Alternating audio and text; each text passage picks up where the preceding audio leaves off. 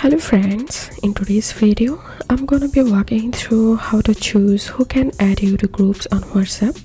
But before getting started this video, make sure to subscribe. How to do it: from your WhatsApp home menu, tap on this three dot icon to the upper right hand corner and tap on settings, tap on account and tap on privacy. Scroll down and tap on groups. And as you can see, here is the option who can add me to groups. So if you select everyone, then everyone can add you to any groups, and if you select my contacts, then only your contacts will be able to add you to a group.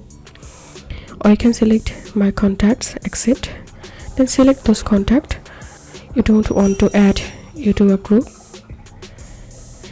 then tap on done. So that's how you can do it. If this video helpful, give a thumbs up and please consider subscribe to how to do it. Thank you for watching.